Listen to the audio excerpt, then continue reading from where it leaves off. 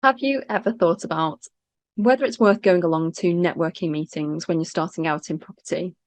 Well, my name's Michelle Cairns and I'm from YPN, and I'd like to tell you a few things that I think it's worth knowing about networking meetings if you're currently not going, or perhaps you've fallen off the wagon, you haven't gone for a while, but you'd like to get back into it. So I'd like to inspire you.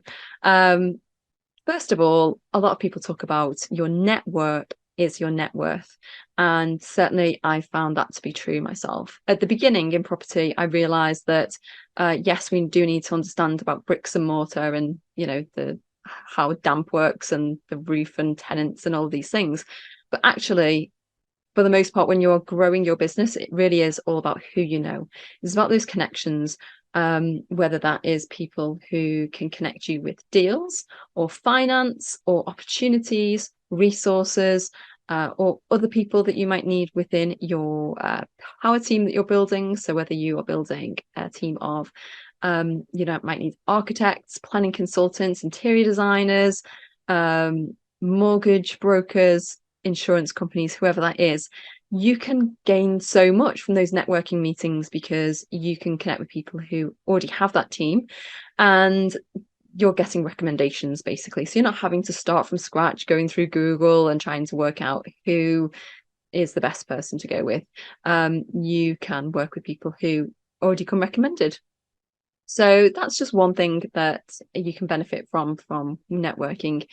I'd like to tell you about a deal that I got a couple of years ago, and it came through a networking meeting. Now, I ended up starting my own networking meeting. It was the Chester breakfast meeting. And we used to meet at, I think, 6:30 in the morning a couple of years ago, and we'd meet every month, and it'd be different people each time. There would be a small group of, let's say, 12 maximum, round table, mastermind style, and everyone would talk about different things that was going on that month for them, perhaps deals that they were looking at, opportunities that they were looking at that might have been for them or not. So this deal actually came from somebody in that group. He presented me with this. He sent me the link and said, you know what? This isn't for me, but why don't you have a look at it? Like, it looks interesting. I did. From that very same meeting was a contractor. So I spoke to him and said, would you be interested in coming to work with me on this project? We could go in together on it and buy it. We did end up buying it together. But neither of us had the funds to deploy at that time. Certainly, I was still teaching, and I needed to work with either private investors or go to a bank and get some lending. So the money that we raised for buying that deal came through a private investor who attended that very same meeting. So he lent us the money to purchase the property, not only to purchase the property, but also he lent us the money for the development works, which is all the cost of the build. He got a great return. We got to buy the property, do the work, have it valued at the end. It was worth more money at the end than we started with. We paid the investor off, and I still have that property today.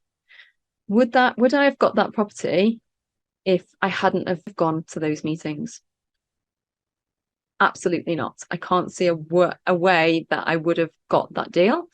So it just goes to show you that you don't just go to these networking meetings to learn.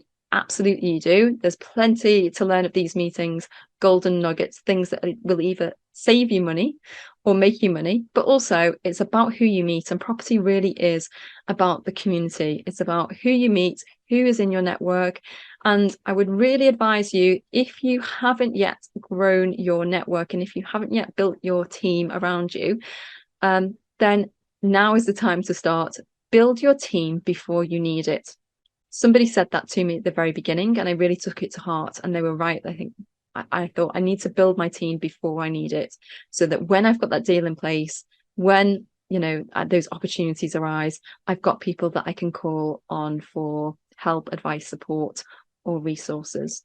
One thing I'd like you to look out for when you go to your next networking meeting is that, first of all, the speaker, who are they? Okay, so follow them on social media. Who are the people in the room? Who are the people who are more experienced? Follow those on social media as well. And I bet what you will see is that if you went to a few networking meetings and you followed a few speakers and you met a few people in the room who are more experienced, what you'll notice is that they are all already connected. So they're already part of a community of like-minded people who are in property, who are educating themselves, who are building their portfolios, who are doing interesting things that you might not have heard about before. Perhaps they've built their property portfolio with none of their own money. Perhaps they have built a portfolio that they don't even own, but it's given them enough cash flow to replace the day job, to give them the freedom and the flexibility and the peace of mind that they want from property without even having to own any. You might see people who have, built massive portfolio, commercial properties. They're doing big deals, new build, for example. There's lots of people, and it doesn't really matter what niche they're in, but many of them are already connected. So I would look out for that, because the community is so important. It's important not only for you to find your tribe, find people who are on the same journey as you, but also to be involved in a community where you are getting to know people, whether that's online or in person, ideally in person, because then you develop relationships, then you develop trust, then people get to know you, you get to know people, and that's where opportunities come from. And you gain credibility, you gain a track record, you're able to raise your profile. So the more involved you get in the communities, the more you raise your profile, the more opportunities that are available, whether that's opportunities for deals or opportunities for raising finance, opportunities to offer your services. And it's fun. It's fun. It's fun to be inspired. It's fun to feel like you belong. It's fun to feel a part of a community, and to exchange one night a month to go along to these networking meetings. It really could open many doors for you. So if you're interested in going along to your local networking meeting, click the link below and get a free ticket on us, and let us know how you get on. Tomorrow, I'm going to be talking about how you can get started with no funds of your own or limited funds. And I'll be sharing a bit about my story, because that's how I got started. So tune in for tomorrow's email to find out more. See you then.